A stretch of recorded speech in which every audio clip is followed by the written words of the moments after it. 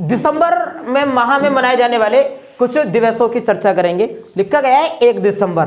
बताइए कौन सा दिवस 1 दिसंबर को मनाते हैं? विश्व एड्स दिवस 1 दिसंबर को मनाया जाता है। आप मुझे बताओ कि जो एड्स रोग है वो शरीर के किस अंग को प्रभावित करता है? तंत्रिका तंत्र को, प्रतिरक्षा तंत्र को। एड्स शरीर के किस अंग को प्रभावित करता है? आंसर प्रतिरक्षा तंत्र को। कल की वीडियो में भी चर्चा हुई थी कि प्रतिरक्षा तंत्र क्या है। प्रतिरक्षा तंत्र एक ऐसा सिस्टम है जिसके माध्यम से पैर में चोट है, हमने दवाई खाई, दवाई तो पेट में गई लेकिन पैर की चोट सही हो गई। वो एक ऐसा सिस्टम है, उसको क्या कहते हैं? प्रतिरक्षा। प्रतिरक्षा तंत्र उसको कहा जाता है। और जो एड्स है वो अपने आप में एक रोग नहीं है बल्कि रोगों की एक जड़ है। कैसे कि जब एड्स से पीड़ित कोई व्यक्ति होता है और उसको चोट लग जाती है, तब ये जो एड्स का जो एड्स जीवाणु द्वारा होता है कि वायरस के द्वारा? वायरस के द्वारा होता है। नाम बता दो। HIV। फुल फॉर्म भी बताओ। ह्यूमन एमिनो वायरस इसकी फुल फॉर्म है। और जब ये वायरस जो प्रतिरक्षा तंत्र है, जो सिस्टम है प्रतिरक्षा तंत्र, उसी को काट देता है, उसी को खराब कर देता है। पैर में चोट है, प्रतिरक्षा तंत्र को खराब कर दिया इसने। जब हम दवाई खाएंगे तो वो दवाई असर अब नहीं करेगी, पैर की चोट सही नहीं होगी। बुखार आ गया, कितनी दवा खो, उतरेगा नहीं। और पता चलेगा अंततः कि बुखार ना उतरने के कारण व्यक्ति की मृत्यु हो गई। क्या वास्तव में मृत्यु बुखार से हुई है? नहीं, बुखार से नहीं होती, बुखार तो सही हो जाता है, लेकिन उसको सही किसने नहीं होने दिया? एड्स रोग ने नहीं होने दिया। किस अंग को प्रभावित करता है? प्रतिरक्षा तंत्र को। वायरस से होता है ना, वायरस के द्वारा होता है। कब मनाते हैं इसको? प्रति जागरूकता दिवस 1 दिसंबर को मनाया जाता है। 2 दिसंबर को कौन सा दिवस मनाते हैं? कंप्यूटर साक्षरता दिवस 2 दिसंबर को मनाया जाता है। कंप्यूटर साक्षरता दिवस। आप मुझे बताओ कि कंप्यूटर के आधुनिकीकरण में सबसे ज्यादा योगदान किसका रहा? वान न्यूमैन का। वान न्यूमैन, वान न्यूमैन। एग्जामिनर पूछता है 2 सवाल कि भारत में, जब पूछे आपसे कि कंप्यूटर का जनक किसको कहते हैं तो चार्ल्स बेबेज, तो पता है आपको कंप्यूटर का जनक चार्ल्स बेबेज को बोलते हैं। लेकिन कंप्यूटर के आधुनिकीकरण में सबसे ज्यादा योगदान किसका रहा? तो आंसर क्या आएगा? वान न्यूमैन का। सबसे ज्यादा योगदान किसका रहा? वान न्यूमैन का। सारी ऑन कर दो अब तो। वान न्यूमैन का सबसे ज्यादा। उसी प्रकार से पूछता है कि भारत में बैंकिंग का जनक किसे कहा जाता है? भारत में बैंकिंग का जनक किसे कहते हैं? लॉर्ड रिपन को। आपको याद हो 1881 ईस्वी में, उसी के समय में यूनानियों और भारतीयों के आंशिक सहयोग में भारत का पहला बैंक स्थापित हुआ था। तो और पूछ ले कि भारत में बैंकों के आधुनिकीकरण में सबसे ज्यादा योगदान किसका रहा? तो आंसर इंदिरा गांधी। आपको याद हो कि 1969 में और वर्ष 1980 में 2 बार इंदिरा गांधी ने भारत में बैंकों का राष्ट्रीयकरण कराया था। बैंकों को बढ़ावा दिया इंदिरा गांधी ने, आधुनिकीकरण किया मतलब इंदिरा गांधी ने। उसी प्रकार से कंप्यूटर को बढ़ावा किसने दिया? वान न्यूमैन ने। वान न्यूमैन। वैसे बताओ जो कंप्यूटर में जो वो होता है माउस, माउस का आविष्कार किसने किया था? Douglas Engelbart. Douglas Engelbart. Computer mouse का आविष्कार किसने किया था? डगलस एंजलबर्ट ने कंप्यूटर के माउस का आविष्कार किया। आगे बढ़ते हैं। 3 दिसंबर को कौन सा दिवस मनाते हैं? विकलांग दिवस के रूप में 3 दिसंबर को। भोपाल गैस त्रासदी 3 दिसंबर को हुई थी। यूनान जो फैक्ट्री थी भोपाल में, यूनियन कार्बाइड फैक्ट्री, वो जो MIC गैस उससे लीक हुई थी, मिथाइल आइसोसाइनेट। बात क्या थी? बात ये थी कि वो जो फैक्ट्री थी, वो जो MIC गैस होती है, MIC गैस जल से क्रिया करके विनाशकारी गैस बन जाती है। अब क्या था, जहां वो गैस रखी गई थी उसके आसपास जल नहीं होना चाहिए था, पानी उसके आसपास नहीं होना चाहिए था। लेकिन क्या हुआ था कि उन लोगों ने जो पानी का पाइप है, उस जो टैंकर होते हैं बड़े बड़े जमीन के अंदर दबाए रखे रहते हैं, तो वो पानी का जो पाइप था उसके ऊपर से ले जाया गया था। इंजीनियर को पता है कि हाँ इससे दुर्घटना हो सकती है, यानी ये इससे मिलनी नहीं चाहिए, पानी से नहीं मिलनी चाहिए ये गैस। लेकिन क्या हुआ, उन्होंने कहा कि सोच लिया होगा कि पानी के पाइप के अंदर ही तो है पानी, इसके अंदर थोड़ी ना जा रहा है। लेकिन आप एक बात बताइए, लोहा है, हर चीज की एक लिमिट होती है भाई। 10 साल 20 साल कभी तो गलेगा, वो पुराना हो गया वो पाइप, वो उसको आवश्यकता है मरम्मत की। ध्यान दिया नहीं कंपनी ने उस पर। रात्रि के समय में कार्य ये प्रारंभ हुआ कि वो रिसना प्रारंभ हो गया पाइप, और वो फिर उसके MIC में मिलने से विषैली गैस में परिवर्तित होता चला गया। और जितना फिर लेकिन बढ़ता चला गया, फिर तो कंट्रोल कर ही ना पाए वो लोग। 3 दिसंबर को यह घटना हुई, बहुत सारे लोगों की उसमें मृत्यु हो गई। सरकारी रिपोर्ट के अनुसार तो खैर 5000 लोगों की मृत्यु हो गई, लेकिन सरकारी रिपोर्ट तो आपको पता है कि बहुत घटा करके बनाती है। 10 गुना भी ज़्यादा हो सकते हैं, 15 गुना भी ज़्यादा हो सकती है असलियत तो सरकारी रिपोर्ट से ये उसमें। और आज भी मानते हैं कि वहाँ के जो बच्चे हैं, वहाँ बहुत सारे लोग तो मारे गए, लेकिन जब प्रदूषण उत्पन्न होता है तो क्या होता है, एक प्रकार का विकार उत्पन्न हो जाता है। विकार लोगों में एक प्रकार का नया म्यूटेशन जैसा उत्पन्न हो जाता है।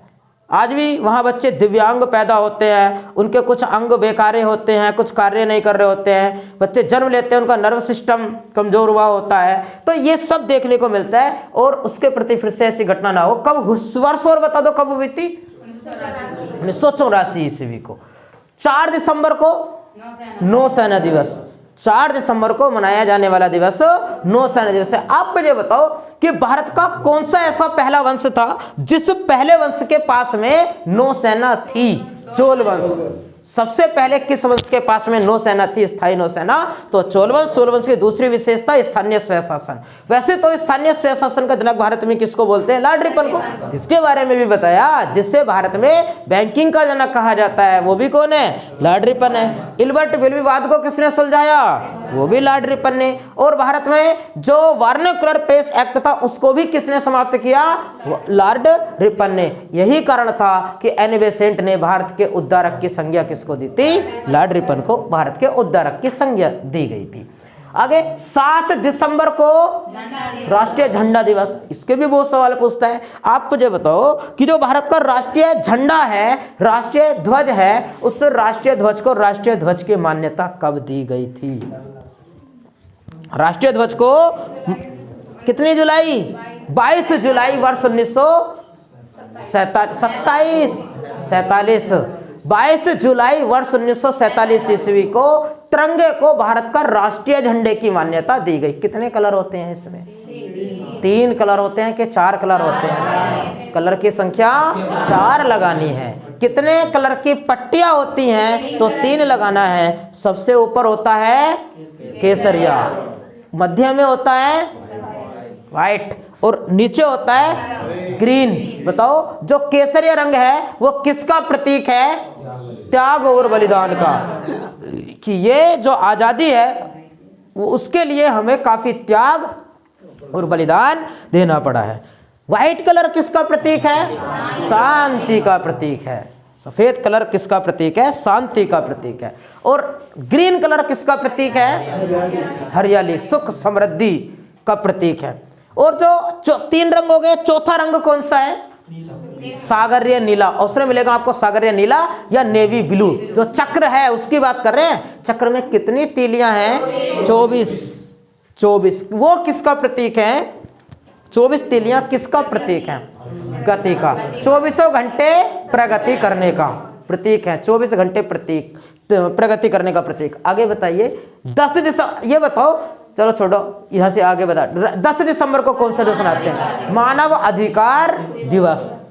10 दिसंबर को मानव अधिकार दिवस मनाते हैं, और इसलिए मनाते हैं क्योंकि 10 दिसंबर 1948 को अंतरराष्ट्रीय संगठन जो मानव अधिकारों के लिए कार्य करता है, उसने पूरी दुनिया के नागरिकों के अधिकारों के संरक्षण की जिम्मेदारी ले ली थी। स्थापना तो 1946 को हुई थी अंतरराष्ट्रीय मानवाधिकार संगठन की। उसने पूरे दुनिया के नागरिकों के संरक्षण की जिम्मेदारी कब ले ली? 10 दिसंबर 1948 ईस्वी को। क्या है कि अगर कहीं पर किसी जातिगत भेदभाव को, स्थानीय भेदभाव को, या फिर अन्य किसी कारणवश लोगों पर क्रूरता अगर की जाती है, लोगों को जैसे पहले होता था ना कि लोगों को कमरे में बंद किया मरने के लिए छोड़ देते थे। भाई हिटलर था, जर्मनी का तानाशाह हिटलर, 5-7 लोगों को ऐसे मरवा दिया करता था वो। भारत के 5000 जवान भी तो एक होल में बंद कर दिए थे मरने के लिए, जो उसको हत्या करने के लिए गए थे। भाई जिनको चुरा करके सुभाष चंद्र बोस जी ने फ्री इंडिया लीजन सेना बनाई थी, उनकी बातें कर रहे हैं। आपको और भी याद हो कि घटना हुई थी एक प्लासी की लड़ाई से पहले 1756 ईस्वी में बंगाल में ब्लैक होल की घटना की बात कर रहे हैं। तो ये क्या था? ये क्रूरता थी एक प्रकार की, ये अधिकारों का क्या हो गया? हनन हो गया। आज कहीं ऐसी घटनाएं देखने को मिलती हैं? बहुत कम मिलती है, ना के बराबर। मिलती भी है, अभी पिछले दिनों मिली, लेकिन कोई उस पर सब मौन है, सब चुप है, कोई कहने को कुछ तैयार नहीं है। कहाँ? अफगानिस्तान में। ध्यान दो, तालिबानियों ने क्या कार्य किया वहां क्या नागरिकों के अधिकारों का हनन नहीं हुआ? अब वैसे अब ये कहता तो है अंतरराष्ट्रीय मानवाधिकार संगठन की, हम नागरिकों के अधिकारों का हनन नहीं होने देंगे, लेकिन देख लो आपके होते होते क्या हो रहा है ना। तो चलो खैर छोड़ो, अपना काम है बस पढ़ना। 10 दिसंबर 1948 को इसने पूरी दुनिया के नागरिकों के अधिकारों की जिम्मेदारी ले ली, और इसी कारण से 10 दिसंबर को मनाया जाने वाला दिवस मानवाधिकार दिवस है। भारत में बता दो, भारत में मानवाधिकार संगठन का गठन कब हुआ था? भारत में मानवाधिकार संगठन का गठन कब हुआ था? वर्ष 1998 में आया? गलत बात है, वर्ष 1991 ईस्वी में। 1993 ईस्वी में जिम्मेदारी मतलब पूर्ण रूप से, जैसे भारत में अल्पसंख्यक आयोग था, उसके बाद महिला आयोग आया, तो सबका जो कार्य करना प्रारंभ किया वो 1993 ईस्वी से। 1993 ईस्वी से महिला संरक्षण अधिनियम कब से लागू हो गया? 1993 से। अगर और सुनिएगा, अगर पूछेगा कि उत्तर प्रदेश में मानव अधिकार, भाई केंद्र में भी होता है, राज्य में भी होता है, इंटरनेशनल लेवल पर भी है नागरिकों के अधिकारों को संरक्षित करने के लिए। तो उत्तर प्रदेश में मानव अधिकार संगठन का गठन हुआ 1994 में। उत्तर प्रदेश में 94 में, भारत में 93 याद रखो आप, अधिनियम था वो तो 1993 में भारत में। और इंटरनेशनल लेवल पर गठन कब हुआ था? 1946 में। जिम्मेदारी तो ली थी 48 में कि हम हैं जिम्मेदार, हम संभालेंगे सबके अधिकारों को, हम ऐसा कोई गलत कार्य नहीं होने देंगे। नेक्स्ट आगे है 11 दिसंबर। 11 दिसंबर को मनाते हैं यूनिसेफ दिवस। यूनिसेफ बच्चों के संरक्षण के लिए कार्य करने वाली एक अंतरराष्ट्रीय संस्था है, बच्चों के संरक्षण के लिए। अगर जैसे कोई वायरस आया है, खतरनाक वायरस, और वो बच्चों को ही प्रभावित करता है, जैसे आप ध्यान दो, भारत में एक रोग था पोलियो रोग, पोलियो। अब तो आप बताओ, भारत में पोलियो रोग है, अब यह समाप्त हो गया? भारत को पोलियो मुक्त घोषित तो कर दिया गया है। पोलियो की बात कर रहे हैं, पीलिए की बात नहीं कर रहे। पीलिया तो आज भी हो जाएगा, 2-4 दिन खाना मत खाओ, आज भी हो जाएगा। पीलिया यकृत को प्रभावित करता है वायरस के कारण, गंदे पानी के माध्यम से होता है, लेकिन बात पोलियो की कर रहे हैं। पोलियो की आप बताओ कि जो पोलियो रोग है वो शरीर के किस अंग को प्रभावित करता है? तंत्रिका तंत्र को। भाई पोलियो रोग आपने देखा, किसी व्यक्ति के हाथ पर पोलियो पड़ गया तो उसका हाथ इतना एक्टिव तरीके से काम नहीं करेगा। पैर पे गिर गया है, पैर उतना मजबूत नहीं होगा जितना दूसरा होगा, ऐसे काम नहीं चल पाएगा व्यक्ति बिल्कुल। क्यों? क्योंकि तंत्रिका तंत्र तो समझते हैं, कल भी समझाया था, प्रतिरक्षा तंत्र, तंत्रिका तंत्र। तो तंत्रिका तंत्र पर प्रभाव करता है कौन सा रोग? पोलियो रोग, तंत्रिका तंत्र को। और जो पोलियो के उपचार में प्रयोग में लाई जाने वाली जो दवाई थी, कौन सी? वैक्सीन। जो किसने तैयार किया था उसको? जॉन ई साल्क ने। पोलियो की वैक्सीन को किसने बनाया था? जॉन ई साल्क ने उसको बनाया था। और वो जो वैक्सीन है, वो वैक्सीन हमें मुफ्त में मिलती थी, वो वैक्सीन हमें मुफ्त में मिलती थी। यानी ऐसा कह लो कि जो उसका 100% खर्चा था, उसके 100% खर्चे में से भारत 40% ही खर्च करता था। वो भी जो पिलाने वाले होते थे उनको, उसकी देख रेख निगरानी लाना ले जाना कराया उसमें। बाकी वैक्सीन कैसे मिलती थी उसमें? बच्चों के लिए। कौन सी संस्था कार्य करती है? यूनिसेफ कार्य करती है। यूनिसेफ कब मनाते हैं यूनिसेफ दिवस? स्थापना कब हुई यूनिसेफ की? 1946। मुख्यालय कहाँ है यूनिसेफ का? न्यूयॉर्क में। आगे 16 दिसंबर को कौन सा दिवस मनाते हैं? विजय दिवस। 16 दिसंबर को विजय दिवस किस सम्मान में मनाते हैं? गोवा मुक्ति दिवस मनाते हैं। कारगिल पर विजय प्राप्त की थी। कारगिल विजय दिवस बता दो तो कब मनाते हैं? 26 जुलाई को। भाई कारगिल की लड़ाई लड़ी गई थी 1999 ईस्वी को, और भारत ने जो कारगिल पर विजय प्राप्त की वो 26 जुलाई 1999 ईस्वी को प्राप्त की थी। और कारगिल में भी जो ऊंची चोटी थी वो थी टाइगर चोटी थी, वो टाइगर हिल। और जब मैंने आपको दूसरा और पढ़ाया कि जो सियाचिन है, सियाचिन, उस सियाचिन दुनिया का सबसे ऊंचा युद्ध स्थल है और सियाचिन पर विजय प्राप्त करने के लिए भारतीय सेना ने ऑपरेशन विजय चलाया था और उसके सम्मान में कौन सा दिवस मनाते हैं? विजय दिवस, सियाचिन। आगे 18 दिसंबर को ऊर्जा संरक्षण दिवस, ऊर्जा संरक्षण दिवस के रूप में मनाते हैं। 19 दिसंबर 1961 ईस्वी को भारतीय सेना ने ऑपरेशन कौन सा चलाया? पोलो चलाया, विजय। ऑपरेशन विजय चलाकर गोवा को मुक्त करा लिया था। पोलो तो हैदराबाद को मुक्त कराने के लिए चलाया गया था, भूल जाते हो। हैदराबाद को मुक्त कराने के लिए ऑपरेशन पोलो चलाया गया था और ऑपरेशन विजय चलाया गया था गोवा को मुक्त कराने के लिए। 19 दिसंबर 1961 को गोवा को मुक्त करा लिया था पुर्तगालियों से। इसके साथ दमन और दीव को भी मुक्त कराया था। 19 दिसंबर को गोवा मुक्ति दिवस के रूप में मनाते हैं। 19 नवंबर कोई नहीं बताएगा कि कौन सा दिवस मनाते हैं। 22 दिसंबर बताओ। 22 दिसंबर को गणित दिवस के रूप में मनाते हैं। 22 दिसंबर को गणित दिवस। आप मुझे बताओ कि जो गणित दिवस है 22 दिसंबर को वो किसके सम्मान में मनाया जाता है? जल्दी बताएंगे।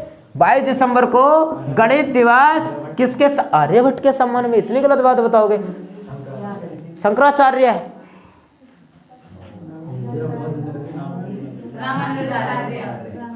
रामानुजाचार्य के सम्मान में।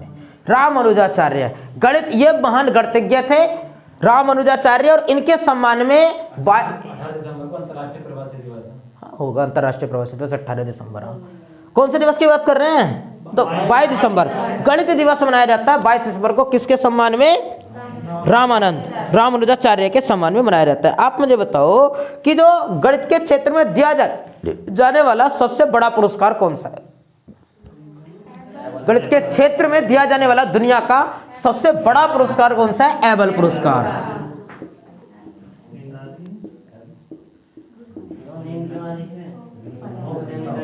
एबल पुरस्कार। गेट खोल दो तो लाइट ना बढ़ेगी। खोल लिया करो, लाइट ना बढ़ने की। बताओ एबल पुरस्कार किस क्षेत्र का सबसे बड़ा पुरस्कार है? गणित के क्षेत्र में दिया जाता है। गणित दिवस 22 दिसंबर को मनाया जाता है। आगे चलते हैं। आगे गणित की 2-3 पुस्तकें बता दोगे? कौन कौन सी गणित की पुस्तकें प्रसिद्ध हुई हैं? विंडो खोलो, दरवाजे पर खोलोगे कैसे बैठे हो? तो बताओ कौन कौन सी पुस्तकें गणित की? चलो बाद में बढ़ेंगे, पहले इनको क्लियर कर लेते हैं। 23 दिसंबर को किसान दिवस। चौधरी चरण सिंह के सम्मान में 23 दिसंबर को कौन सा दिवस मनाया जाता है? किसान दिवस के रूप में मनाया जाता है। किसान दिवस के रूप में 23 दिसंबर को चौधरी चरण सिंह के सम्मान में किसान दिवस मनाते हैं। चौधरी चरण सिंह को कहा जाता है किसानों का मसीहा। किसानों का मसीहा किसे कहा जाता है? चौधरी चरण सिंह को। और किसानों का मित्र किसे कहा जाता है? केचवे को। केचवा, क्योंकि मिट्टी को उपयोगी बनाता है, मिट्टी को उपयोगी बनाता है, नीचे की मिट्टी को ऊपर लाता है, उपजाऊ बनाता है, उसको जैविक बनाता है उस मिट्टी को। तो केचुओं को कहते हैं किसानों का मित्र। और कुछ कहते हो तो बताओ? किसान का हलवाहा, हल जोतता है, हलवा नहीं हलवाहा, किस हल चलाने वाला किसान का हलवाहा कहा जाता है। हलवा याद आ रहा है?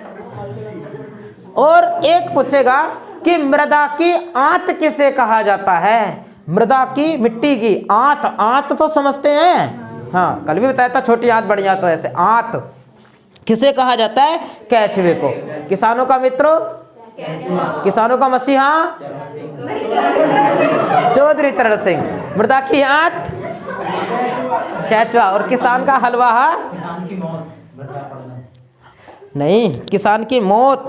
ऐसे कहते हैं कि किस अपरदन को किसान की मौत कहा जाता है? तो मृदा अपरदन नहीं, परत अपरदन उसका आंसर था। एग्जाम का पूछा हुआ है परत अपरदन को। आगे बढ़ते हैं नेक्स्ट। 23 दिसंबर हो गया। 25 दिसंबर और बताइए। सुशासन दिवस। इसकी चर्चा हुई थी कल की क्लास में भी, आगे चर्चा करेंगे, पहले इसको रफ करते हैं। बताइए जरा। 1 दिसंबर एड्स दिवस।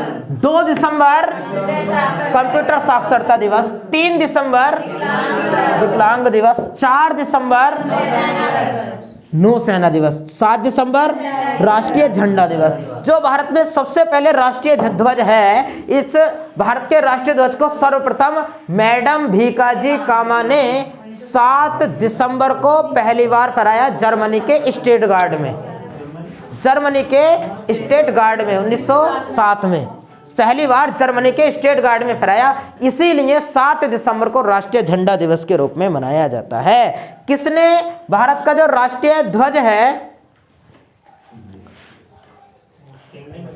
वो वर्ष कौन सा था जिस वर्ष राष्ट्रीय ध्वज में चरखे को दर्शाया गया था एक आंदोलन में? राष्ट्रीय ध्वज में गांधी, ऐसे आएगा कि गांधी जी के किस आंदोलन में ध्वज में चरखे को दर्शाया गया था, ऐसा योग नहीं। बात को सुनिएगा, 2 प्रश्न पूछते हैं एग्जामिनर। जब पूछे कि किस आंदोलन में पहली बार ध्वज में चरखे को दर्शाने का प्रस्ताव आया था, विचार क्या आया था, तो असहयोग आंदोलन 1920, लेकिन नहीं दर्शाया गया। लेकिन जो 1930 ईस्वी में सवर्णीय अवज्ञा आंदोलन चला उसमें ध्वज में चरखे को दर्शाया गया था। एक प्रश्न और आप मुझे बता दो कि ये तो मैंने बता दिया कि जर्मनी के स्टेट गार्ड में मैडम भीकाजी कामू ने 7 दिसंबर को पहली बार राष्ट्रीय ध्वज फहराया और 7 दिसंबर को राष्ट्रीय ध्वज के रूप में इस कारण से मनाते हैं। अगला सवाल आपसे पूछेगा कि आजाद हिंद फौज ने पहली बार राष्ट्रीय ध्वज कहां फहराया था? मणिपुर में। याद हो आपको? भाई फ्री इंडिया लीजन नाम की सेना को लाए थे छुटाकर।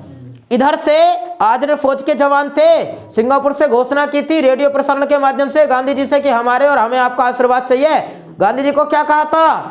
राष्ट्रीय पिता सुभाष चंद्र बोस ने तो बोला था, सिंगापुर से कहा था वो बातें, और सिंगापुर से एक नारा भी दिया था, दिल्ली चलो, दिल्ली चलो का नारा। और उधर से म्यांमार से होते हुए मणिपुर से एंट्री की थी, मणिपुर में पहली बार ध्वज फहराया और जब धावा बोला। लेकिन क्या हुआ, अंग्रेजों ने मुकदमा चला दिया और फिर आजाद फौज के सदस्यों पर मुकदमा कहां चला था? दिल्ली के नहीं, लाल किले में। याद हो आपको कहां चला था? दिल्ली के लाल किले में मुकदमा। किसने बनवाया? दिल्ली का जो लाल किला है वो किसने बनवाया था? शाहजहां ने। आगरा का किला किसने बनवाया? अकबर ने। अकबर ने। 10 दिसंबर को मानव अधिकार दिवस, 11 दिसंबर यूनिसेफ दिवस, 16 दिसंबर विजय दिवस, 18 दिसंबर ऊर्जा संरक्षण दिवस, 19 दिसंबर गोवा मुक्ति दिवस, 22 दिसंबर गणित दिवस, 23 दिसंबर किसान दिवस, 25 दिसंबर सुशासन दिवस। वान न्यूमैन को कंप्यूटर का आधुनिकीकरण का श्रेय जाता है। डगलस एंजलबर्ट ने माउस का आविष्कार किया था। रामानुजाचार्य के सम्मान में गणित दिवस मनाते हैं और एबल पुरस्कार गणित के क्षेत्र का सबसे बड़ा पुरस्कार है। आप मुझे बताइए कि भारत में चिकित्सा के क्षेत्र में दिया जाने वाला सबसे बड़ा पुरस्कार कौन सा है? भारत में चिकित्सा के क्षेत्र में दिया जाने वाला सबसे बड़ा पुरस्कार कौन सा है? जल्दी बताइए। चिकित्सा के क्षेत्र का सबसे बड़ा पुरस्कार? गलत बात है। ये तो कहलवाना चाह रहे थे कि आप धनवंतरी बताओ, और जब मैं आंसर बोलूंगा तो आप कहोगे ये तो पता था, बीसी राय पुरस्कार तो पता था। बताओ, बीसी राय पुरस्कार। भारत में चिकित्सा के क्षेत्र में दिया जाने वाला सबसे बड़ा पुरस्कार कौन सा है? बीसी राय पुरस्कार है। बीसी राय, और बीसी राय एक बंगाली चिकित्सक थे, बेहतरीन वाले। बताओ किसने कहा सबसे पहले कि पेड़ पौधों में भी जीवन है? पौधों में भी जीवन है ऐसा कहने वाला सबसे पहला व्यक्ति कौन था? जेसी बसु, जगदीश चंद्र बसु। भारतीय वैज्ञानिक जगदीश चंद्र बसु ने कहा कि पौधों में भी जीवन है, सबसे पहले इन व्यक्ति ने बताया। आगे बताइए, एक शब्द लिखा जा रहा है उसके बारे में आप मुझे बताओ। ये किले तो आपने बता दिए, एक आध किला और लिखते हैं।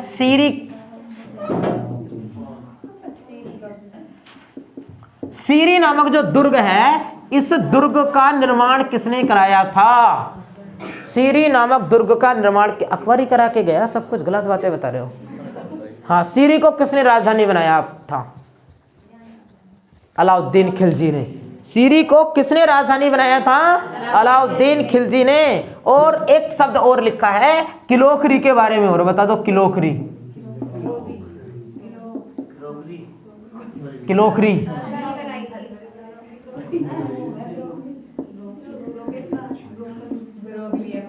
लो, ये ब्रोकली, हरे रंग की गोभी की बातें कर रहे हैं। ये लिखा है किलोखरी, ये लिखा है ब्रोकली। किलोखरी के बारे में सुनिए। किलोखरी जो जलालुद्दीन खिलजी था उसने अपनी राजधानी किसे बनाया था? तो किलोखरी को जलालुद्दीन खिलजी ने अपनी राजधानी किसे बनाया? किलोखरी को राजधानी बनाया। इस पर अभी चर्चा करते हैं। चलो थोड़ी सी किसके बारे में, अलाउद्दीन खिलजी के बारे में बता देते हैं। उससे बहुत सारे सवाल हर एग्जाम में पिछले दिनों बन करके आ रहे हैं, उसके इस बारे से संबंधित बताइए जरा। कौन से वंश को चर्चा कर लेते हैं? थोड़ा सा खिलजी वंश का रिवीजन करा रहे हैं। खिलजी वंश, खिलजी वंश। अगर सल्तनत काल में जो 5 वंश आए थे, पूरे सल्तनत काल में 5 वंश आए। सल्तनत काल चला था 1206 ईस्वी से लेकर 1526 ईस्वी तक के काल को सल्तनत काल कहा गया था। और सल्तनत काल में कितने वंश आए? 5 वंश।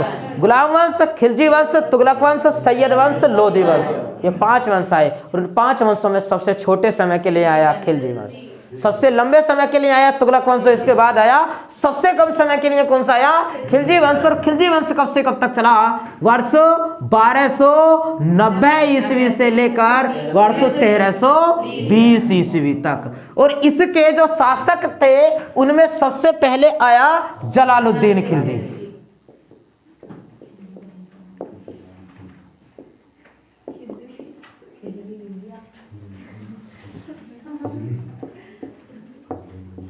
जलालुद्दीन खिलजी, जलालुद्दीन खिलजी सबसे पहले। कब से कब तक रहा? ये रहा 1290 से लेकर वर्ष 1296 ईस्वी तक। इसका एक सवाल एग्जामिनर पूछेगा। एक तो अभी बताया कि इसने अपनी राजधानी किसे बनाया? किलोखरी को।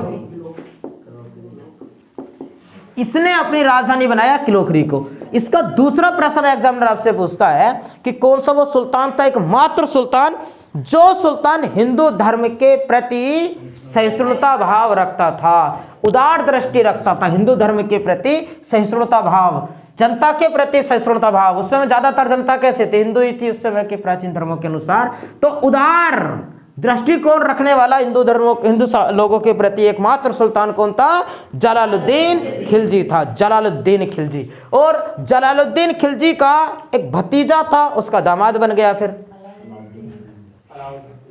जलालुद्दीन खिलजी का भतीजा कौन? अलाउद्दीन खिलजी। जलालुद्दीन खिलजी का दामाद अलाउद्दीन खिलजी। और जलालुद्दीन खिलजी का हत्यारा अलाउद्दीन खिलजी। तीनों काम एक ने किए, अलाउद्दीन खिलजी। उसके बाद कौन आ गया? अलाउद्दीन खिलजी।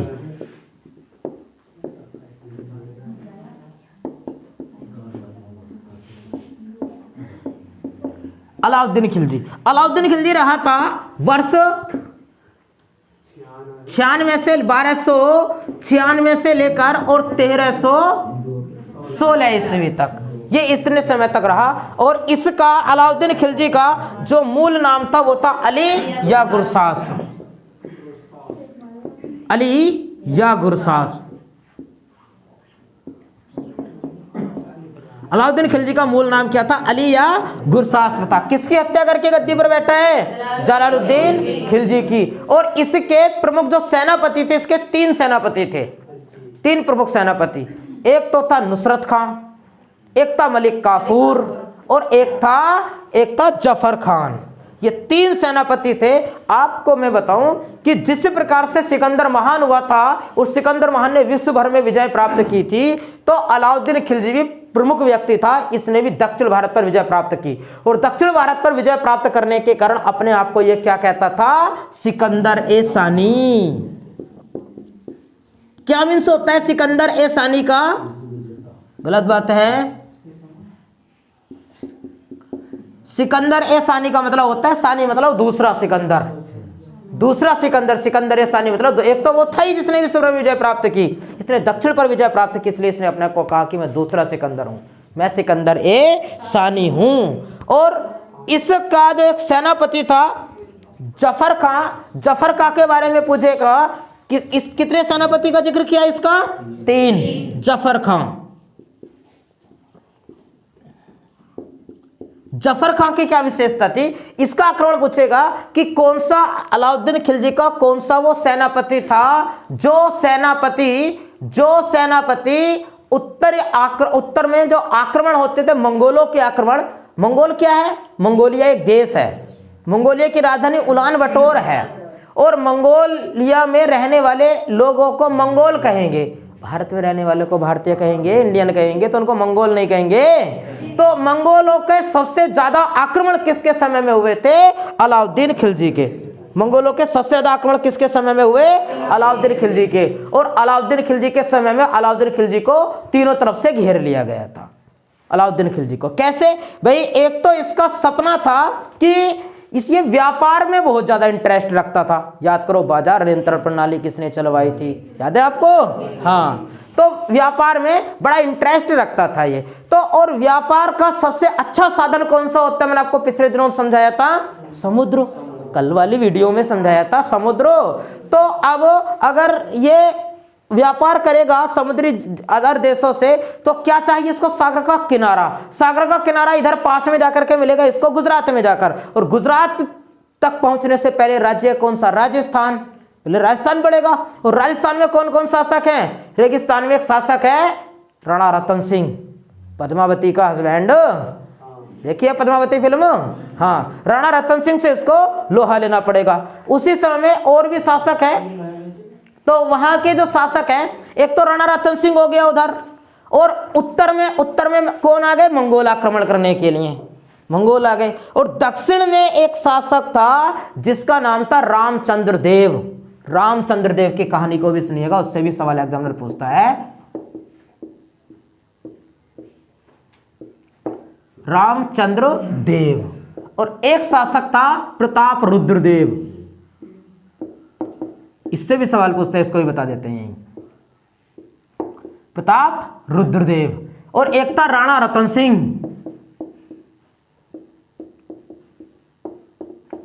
राणा रतन सिंह। ये शासक कौन कौन है इनके बारे में सुनिएगा। रामचंद्र देव की कहानी को सुनो। रामचंद्र देव का सवाल ऐसे पूछता है कि दक्षिण का वह शासक कौन था? दक्षिण पर विजय प्राप्त किए थे, लेकिन कुछ शासक ऐसे थे जिसने हार नहीं मानी, भले उनके पास छोटी सेना थी, छोटी सेना थी। यह शासक था रामचंद्र देव, वो शासक। जब अलाउद्दीन खिलजी के सैनिक इस पर आक्रमण करने के लिए गए रामचंद्र देव पर, तो अलाउद्दीन खिलजी के सैनिकों ने डटकर मुकाबला किया रामचंद्र देव का।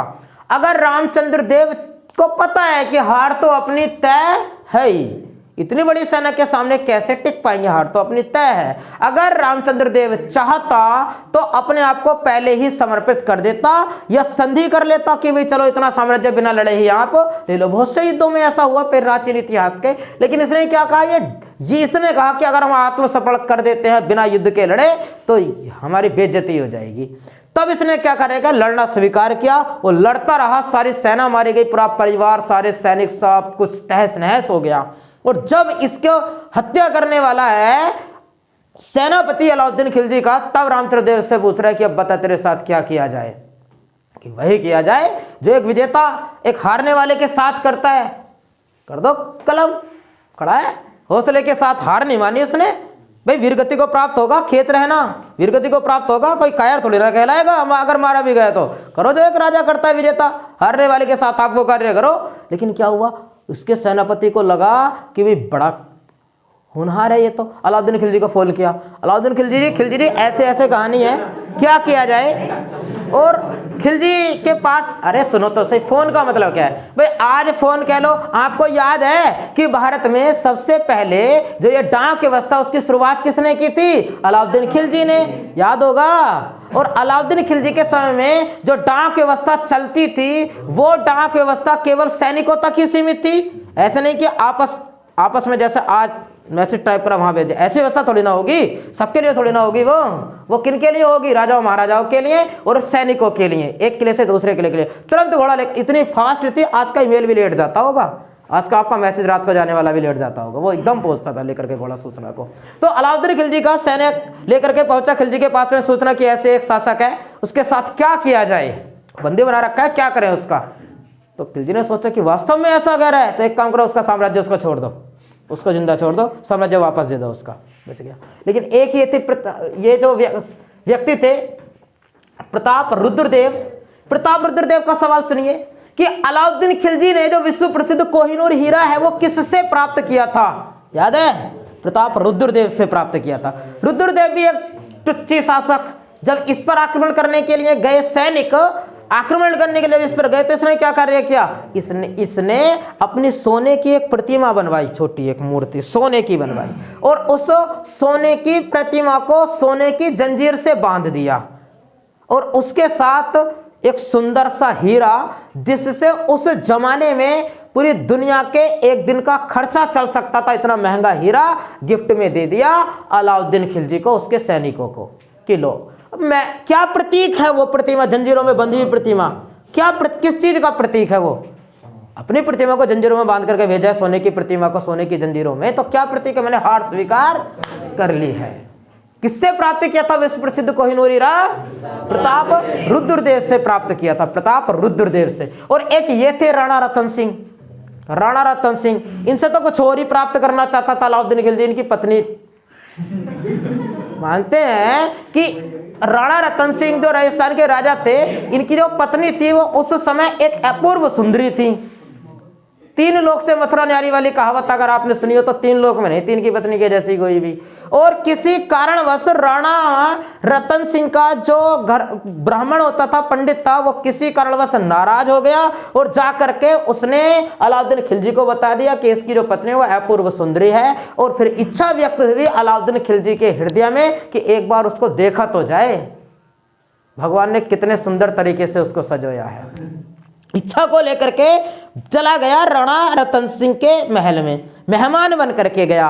और जब मेहमान बन करके गया तो अतिथि की सेवा करने वाले को क्या कहते हैं?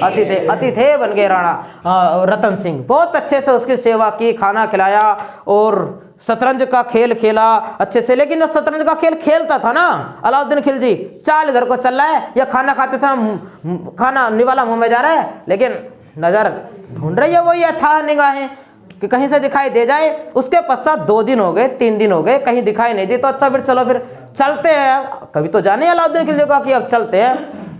जाते जाते अलाउद्दीन खिलजी ने व्यक्ति की इच्छा कि भाई अपने बाल बच्चों से नहीं मिलवाने के हो। तो उसी समय में गोरा और बादल थे उनके सैनिक राणा रतन सिंह, उन्होंने तलवार खींच ली कि ये क्या कह रहे हो तुम, ये तो हमारी रजपूती रिल जाएगी इसमें। तो भाई आप पुरुष हो, हम हैं आपसे बात करने के लिए, आपको उनसे क्या क्या मतलब, उन्हें क्यों दिखाएं आपको? लेकिन कोई बात नहीं। राणा रतन सिंह ने कहा कि भाई हमारे यहाँ मेहमान बन करके आए हैं और ये तलवारें निकालनी शोभा नहीं देती, और हमारा मेहमान हमसे कोई इच्छा व्यक्त करता और हम उसको ना माने, ये रजपूती को शोभा नहीं देता। उनकी बात को भी मान्य किया जाएगा। अब सारी रानियां रूठ गई से, और जो व्यक्ति थे, जो सैनिक थे गोरा और बादल, वो भी रूठ गए कि ये तो राणा रतन सिंह तैयार है दिखाने के लिए, चलो भी दिखाएंगे, जब इच्छा व्यक्त की है तो दिखाएंगे, मेहमान बन के आया है। तो क्या हुआ, सब मना कर रहे हैं, राणा रतन सिंह तैयार हैं। गोरा बादल तो इतने नाराज हो गए कि वो महल को छोड़ करके चले गए, क्या हमने रह रहे सैनिक आने को चले गए। और जब चले गए तो उसके पश्चात एक प्लानिंग तैयार की गई, सिस्टम तो बनाया गया कि सामने जैसे बोर्ड लगा हुआ है, सामने एक दर्पण लगाया गया, एक आईना लगाया गया, और यहाँ बाकायदा अलाउद्दीन खिलजी को खड़ा किया गया। और यहाँ पर्दे लगा हुआ है, पर्दा लगा हुआ है, और उसके पीछे क्या लगा हुआ है? मिरर, दरवाजा लगा हुआ है। अलाउद्दीन खिलजी देख रहा है कि पर्दा हटेगा और पद्मावती आएगी, लेकिन हुआ उसके अपोजिट ही। ऊपर एक जीना था, एक द्वार था, जीना था ऊंचाई पर। रानी पद्मावती एक धुएं का कटोरा लेकर के, धुएं का कटोरा क्यों? क्योंकि इसकी नजर ना लग जाए, तो वो आई जीने से उतरकर जीने पर खड़ी हुई वो, और पर्दा हटा, उसका प्रतिबिंब दर्पण में बना। अलाउद्दीन खिलजी ने उसको देखा, 1 मिनट को देखा, पर्दा गिरा, रानी पद्मावती चली गई। क्या वास्तव में देखा अलाउद्दीन खिलजी ने? नहीं देखा।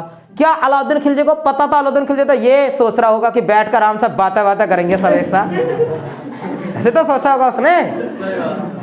उसके सारे मान रिल गए, अरमान सारे सब रिल गए। लेकिन क्या हुआ, अब कह तो कुछ सकता नहीं, भाई तुमने इच्छा व्यक्त की, हमने दिखा दिया, अब ये थोड़ी है। हाँ, तो उसके पश्चात चलो भैया चलते हैं। और जब राणा रतन सिंह छोड़ने के लिए गए, हमारे यहाँ वो ये होता है कि जब घर पर मेहमान आते हैं ना, तो मेहमान को 4 कदम चलकर घर से बाहर तक, सड़क तक लखा कर आते हैं। हमारी भाषा का शब्द है लखाना, लखा करके आते हैं। तो राणा रतन सिंह भी अलाउद्दीन खिलजी को लखाने के लिए गए, और जब लखाने के लिए गए, बल्कि जो पद्मावत फिल्म आई है उसमें कुछ और ही दिखाया है, वास्तविकता तो ये थी जो मैं बता रहा हूँ। जब लखाने के लिए गए तो राणा रतन सिंह को अलाउद्दीन खिलजी उठा करके ही ले गया, अपनी दिल्ली ले आया, सीरी नामक दुर्ग में। और क्या कह रहा है, सूचना भिजवाई है कि अगर राणा रतन सिंह चाहिए तो पद्मावती यहां आ जाए। ये उसने ऐसा कहा। अब जब जो गोरा बादल महल को छोड़ करके चले गए थे, अब उनको लगा कि ये तो भाई बात खराब ही हो गई, हम तो ऐसे नाराज महाराज में होकर आए थे, बकाई बकाई के नाराज होकर आए थे, ये तो कुछ ज्यादा ही बात बिगड़ गई। उसके पश्चात गोरा और बादल आते हैं और घोषणा कर देती है अब कमान संभालती है रानी पद्मावती। अब तक तो उसका रूप ही रूप था, अब उसकी बुद्धि को देखिए जरा, बुद्धि क्या कमाल करती है रानी पद्मावती की। वो एक सूचना भिजवा देती है अलाउद्दीन खिलजी को कि आपको रानी पद्मावती चाहिए। रानी पद्मावती आएगी और अकेली रानी पद्मावती नहीं, उसके साथ 700 रानियां और आएंगी, 700 बकायदा डोली में पालकी में सज करके आएगी, आप जितना चाहते हो उससे ज्यादा। अब क्या हुआ, पूरा सब निर्धारित था।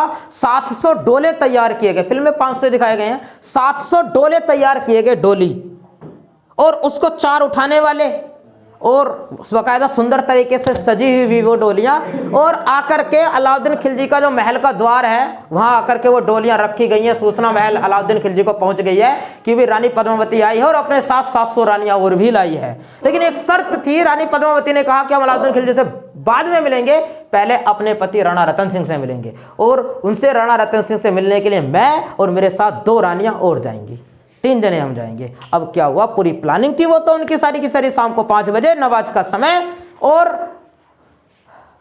3 रानियां, रानी पद्मावती और 2 डोली, और 2 डोली में से और वहां पर पहुंचे। जब वहां पहुंचे जेल में जहां राणा रतन सिंह को कैद करके रखा गया था, तो उसमें क्या था, गोरा, बादल और रानी पद्मावती। भाई आप क्या समझते हो कि ये 700 रानियां लेकर के जाएगी खिलजी के पास में? वो 700 डोलियों में बैठी हुई जो रानियां थी, वो रानी नहीं थे, वो सैनिक थे, और उनको उठाने वाले वो उठाने वाले नहीं थे, वो भी सैनिक थे। कितनी सेना पहुंच गई उसके द्वार पर। अलाउद्दीन खिलजी क्या समझ रहे हैं, बड़ी पालकियां आई हैं, सच की आई हैं। उसके पश्चात गोरा को द्वार पर खड़ा रखा गया, बादल ने और एक लोहार ने जाकर के, लोहार था उसमें जाकर के बेड़िया वगैरह काटी गई, और उसके पश्चात राणा रतन सिंह और पद्मावती को खुद अलाउद्दीन खिलजी की पत्नी ने उसमें सहयोग दिया। सुरंग के रास्ते उनको तो भेज दिया गया कि आप जाओ चित्तौड़गढ़ और हम निपटते हैं इनसे। गोरा और बादल डट करके वहीं उनकी सेना का सामना करते रहे, और जब पता चला कि हाँ भाई हमारे साथ छल हुआ है, छल क्या हुआ है, छल तो वो भी था जो तुम करके लाए राणा रतन सिंह को, वो भी तो छल था। हाँ, तो अब जब मार काट प्रारंभ हुई, इतने लाशें बिछ गई उस समय में, और ये कहते हैं इतिहासकार कि गोरा और बादल इतने बेहतरीन सैनिक थे, इतनी प्रतिद्वंदी के प्रति कट्टरता उनमें भरी हुई थी कि उनकी गर्दन कट गई थी। यहां से तलवार चलाते चलाते उनकी गर्दन कट गई, लेकिन गर्दन कट करके नीचे पड़ी है और इतना हिस्सा बचा है। फिर भी ना राणा, उनके सैनिकों की तलवार ऐसे घूम रही है, फिल्म में भी दिखाया गया ऐसा कुछ सीन। लेकिन उसके पश्चात क्या होता है, गोरा बादल वहीं मारे जाते हैं, और अलाउद्दीन खिलजी फिर तो पूरी फौज लेकर के पहुंच जाता है चित्तौड़गढ़ में, और ले जा करके किले की दीवारों को फिर तोड़ देता है, और जबरन वहां अब किला वो इस प्रकार से सजाया गया था कि पानी, अनाज सब कुछ उसी में था। बाहर अगर ना निकलो साल 6 महीने तो भी बात बन जाएगी, कहीं जाने की आवश्यकता। लेकिन कितने दिन तक रुके रहोगे?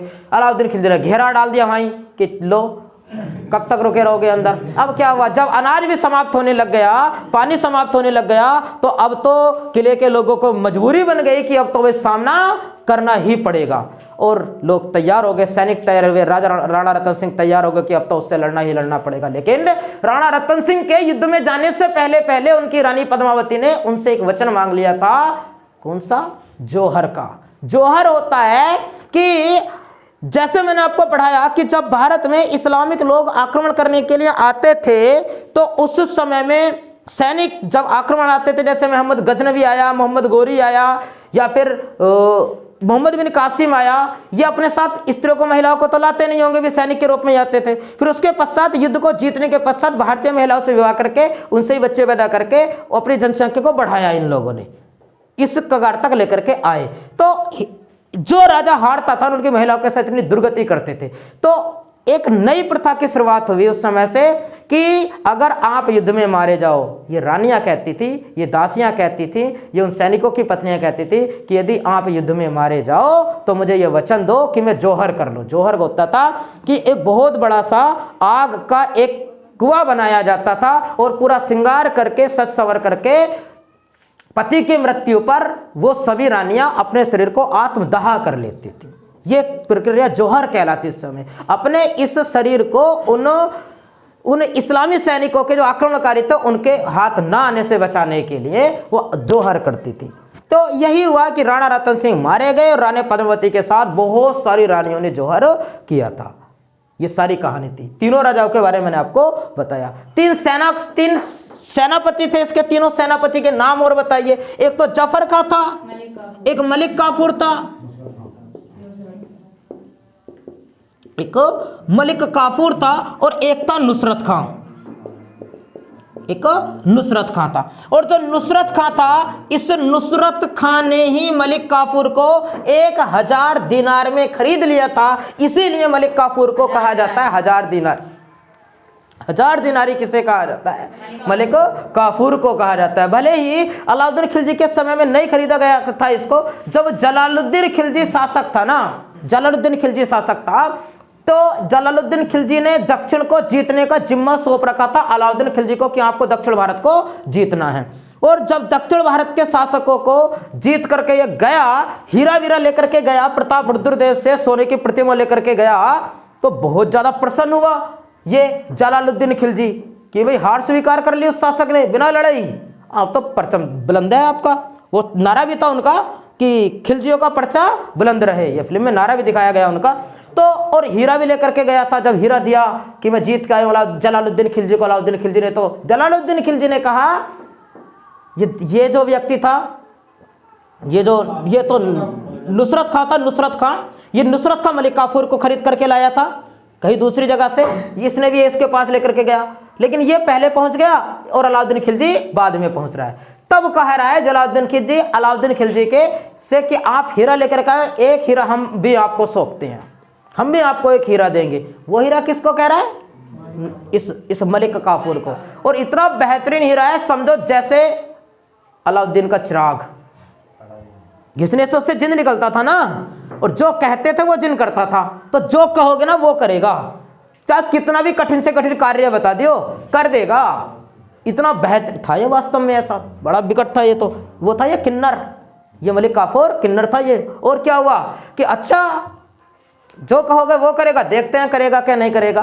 तो गले लगाया अलाउद्दीन खिलजी ने जलालुद्दीन खिलजी को। चलो गले मिला, गले मिलते हुए इसको इशारा कर दिया कि भाई मलिक काफूर मारिए इसके पेट में, कमर में चाकू निकाला। उसे क्या, उसने तो कहता जो कहोगे वो करेगा। इसने निकाला खंजर और वहीं चचा की कर दी कहानी खत्म और स्वयं राजा बन गया। कौन? अलाउद्दीन खिलजी। अलाउद्दीन खिलजी राजा बन गया। तो मलिक काफूर को कहा जाता है क्या? 1000 दिनारी। और जब राजा बना अलाउद्दीन खिलजी, तहलका मचा दिया। क्या क्या कार्य करके गया, जल्दी जल्दी से आप समझ लेंगे। सबसे पहले तो इसने, मैंने बता दिया कि इसने सबसे पहले डाक व्यवस्था चलवाई थी। डाक व्यवस्था चलवाई थी। और इसने शुरुआत की थी खालसा भूमि की। खालसा भूमि क्या थी? खालसा भूमि हुआ करती थी, ध्यान से सुनेंगे जल्दी जल्दी। आपको याद हो जब इल्तुतमिश था, इल्तुतमिश के समय में ऐसी प्रथा प्रारंभ हुई थी कि सैनिकों को वेतन ना देकर भूमि दी जाती थी, जिसको इक्ता प्रणाली कहा गया था। याद आ रहा है कुछ? इक्ता प्रणाली इल्तुतमिश ने शुरू की थी। लेकिन आपने एक सवाल पढ़ रखा होगा कि भारत का वो पहला सुल्तान कौन था जिस सुल्तान ने पहली बार अपनी संपूर्ण भूमि की माफ कराई थी? तो आंसर अलाउद्दीन खिलजी। भूमि की माप किसने कराई? अलाउद्दीन खिलजी ने। और जो माप कराई उसने देखा कि इतनी सारी भूमि तो सैनिकों में बटी पड़ी है। उसने कहा नहीं, ये भूमि खालसा भूमि है। खालसा भूमि की शुरुआत किसने की? अलाउद्दीन। खालसा भूमि क्या? जो भूमि गई हुई है सैनिकों, वो सैनिकों की नहीं, वो सरकारी भूमि है। कोई क्या बोलते हैं उसको? जैसे योगी जी ने, मोदी जी ने आदेश दे रखे हैं ना कि कोई भी जमीन पर कब्जा नहीं करेगा, तो वो वाले आदेश ने दे दी। वो सारी जमीन किसकी है? वो अलाउद्दीन खिलजी की है, वो सरकार की जमीन है। खालसा भूमि की शुरुआत किसने की? मतलब पता चल गया क्या है खालसा भूमि का? हाँ, वो टैक्स लगा दिया। टैक्स कृषि पर टैक्स लगाया 1/10। अलाउद्दीन खिलजी कितना टैक्स वसूलता था? कुल उपज का 1/10 क्यों बोल दिया मैंने, मुझे बोलना था 1/2, आधा आधा 1/2 भाग वसूलता था। 4 कुंटल गांव मुश्किल से निकलती होगी, 2 टैक्स के रूप में दे दो इतना तो। और इसने 2 नए कर चलवाए, चराई कर, और एक चलवाया इसने चलवाया मकान कर। मकान में रहोगे तो भी टैक्स देना पड़ेगा, पशु चराओगे तो भी टैक्स देना पड़ेगा, कृषि करोगे तो 1/2 देना पड़ेगा। 2 नए कर की शुरुआत किसने की? अलाउद्दीन खिलजी ने। और अलाउद्दीन खिलजी जजिया, जकात, खम्स, खराज वो फिरोज शाह तुगलक ने किए थे, बल्कि इसके समय में वो ब्राह्मणों से नहीं लिया जाता था, वो ब्राह्मणों से भी लागू कर दिया था। और जो अलाउद्दीन खिलजी है, इस अलाउद्दीन खिलजी ने व्यापार को तो अच्छा मानता था। ये आपको याद हो सायना-ए मंडी जैसी जो व्यवस्था है, बाजार नियंत्रण प्रणाली तो सुन रखा होगा। बाजार नियंत्रण प्रणाली की शुरुआत किसने की थी? अलाउद्दीन खिलजी ने। बाजार नियंत्रण प्रणाली या मंडी जैसी व्यवस्था की शुरुआत की इसने। सायना मंडी उसको कहा जाता है। और क्या कहा था? यदि कोई कम तोलता है तो उसके शरीर से उतना मांस काट लिया जाएगा। इतनी अच्छी व्यवस्था। और इसके समय में ना अगर कोई इसकी बुराई कर देता था, अगर इसने गुप्तचर बहुत लगा रखे थे, अगर कोई भी मेरी सेना का, मेरी टीम का, मेरा बुराई कर दे या फिर मोटिवेशन डाउन कर दे मेरी सेना का, तो गर्दन कटवाता था। और दिल्ली में चोर मीनार बनवाई थी। लगातार दिल्ली पुलिस में 2 बार पूछ लिया ये सवाल कि दिल्ली में स्थित चोर मीनार का निर्माण किसने कराया था? अलाउद्दीन खिलजी ने। चोर मीनार क्या था? चोर मीनार था जैसा हाईवे होता है ना आजकल का, उसके पास में एक मीनार बनवाई इसने, जहां से लोग ज्यादातर निकलते गुजरते हों। और चोर मीनार में मोखले खुलवाए उसने। देखना गूगल पर, यूट्यूब पर सर्च करोगे तो आएगा उसमें। और जब कोई व्यक्ति दोषी पाया जाता था ना, इसकी बुराई करता पाया जाता, उसकी गर्दन कटवाकर एक मोखले में रखवा देता था। उसकी हिम्मत ही नहीं होती थी किसी की फिर उसके खिलाफ बोलने की। चोर मीनार का निर्माण किसने कराया? अलाउद्दीन खिलजी ने। कहां है चोर मीनार? और भी पढ़ाया। सीरी नामक दुर्ग लिखा था कहीं, रफ कर दिया। सीरी को अपनी राजधानी बनाया, सीरी को, और सीरी को राजधानी बनाकर सीरी नामक दुर्ग यानी किले का निर्माण भी किसने कराया? अलाउद्दीन खिलजी ने कराया। इसके अतिरिक्त हर एग्जाम में पूछे जाने वाला सवाल अगला बोल रहे हैं कि जो दिल्ली में स्थित अलाई दरवाजा है, जो कुतुब मीनार का मुख्य द्वार है, उसका निर्माण किसने कराया था? अलाउद्दीन खिलजी ने। अलाही दरवाजा। इतना ज्यादा ऐसे टैक्स वसूलता था कि इतिहासकारों ने इसके बारे में कहा था कि जब अलाउद्दीन खिलजी ने टैक्स लगाए तब वह शरीयत के नियमों को भूल गया था। शरीयत मतलब एक प्रकार की पुस्तक जिसमें नियम हो, जैसे बौद्ध धर्म के सन्यासियों के लिए नियम विनय पिटक में है। लेकिन अलाउद्दीन खिलजी उसके रिपीट में क्या कहता था कि जब मैं टैक्स लगाता हूं ना तो ये नहीं सोचता कि शरीयत के नियम क्या कहते हैं, मैं जनता के हित में टैक्स लगाता हूं। ऐसा कौन कहता था? अलाउद्दीन खिलजी कहता था। इसने और बेहतरीन वाली व्यवस्था चलवाई। इसने एक प्रणाली चलवाई दाग प्रणाली, और एक प्रणाली चलवाई चेहरा प्रणाली। चेहरा। जब युद्ध होता था ना, जब युद्ध हुआ करता था, तो युद्ध के समय में जो घोड़े थे, भाई दक्षिण भारत के घोड़े इतने मजबूत थोड़ी ना होंगे जितने इसके होंगे अलाउद्दीन खिलजी के। युद्ध हुआ तो अपने अपने घोड़ों को कैसे पहचाना जाए कि अपने ही है, दूसरों को लाए कर क्यों लेकर के आए? तो एक रोड होती थी, लोहे की मोहर जैसे होती है, उसको गर्म करवाने के बाद उन घोड़ों पर मोहर लगा दी जाती थी, जिसको दाग दिया जाता, जिसको दाग प्रणाली कहा गया। और चेहरा प्रणाली क्या होती थी? चेहरा प्रणाली थी कि जब पहले सैनिक लड़ते थे ना, तो पहले सैनिकों के लिए कोई ड्रेस नहीं थी, एक विशेष ड्रेस नहीं थी। पता चला कि आपस में लड़के, भाई जब 2-2, 3-3 लाख सैनिक लड़ते होंगे तो क्या पता चला कि अपनी टीम का, दूसरे की टीम का, पता लगा आपस में लड़के मर गए। तो उसने अपने सैनिकों के लिए एक विशेष ड्रेस तैयार की कि मेरे सारे सैनिक इस वाली ड्रेस में रहेंगे, ताकि पता रहे कि हाँ अपनी टीम का आदमी है। चेहरा और दाग प्रणाली की शुरुआत भी किसने की? अलाउद्दीन खिलजी ने चेहरा और दाग प्रणाली की शुरुआत की। उसके पश्चात एक व्यक्ति और रह गया, जफर खां। जफर खां सबसे ज्यादा मंगोल आक्रमण किसके समय में हुए? अलाउद्दीन खिलजी के, और जफर खां की मृत्यु हो गई थी मंगोल आक्रमण के समय में। उसके पश्चात अलाउद्दीन खिलजी की जब मृत्यु हो गई तो फिर क्या हुआ? फिर अयोग्य शासक आया मुबारक खिलजी। मुबारक खिलजी के बाद आ गया एक खुसरो खां, और खुसरो खां की कहानी की उसके समय में आ गया फिर फिरोज शाह तुगलक। फिरोज शाह तुगलक ने, सॉरी, गयासुद्दीन तुगलक। गयासुद्दीन तुगलक ने खुसरो खां की कहानी समाप्त कर दे, अगला नेक्स्ट वंश स्थापित कर दिया, कौन सा? तुगलक वंश। तुगलक वंश की चर्चा कभी किसी और दिन करेंगे। आपको शॉर्ट में तो समझ आ गया होगा। चलो बाकी क्लास भाई पढ़ाएंगे अब अगली क्लास में।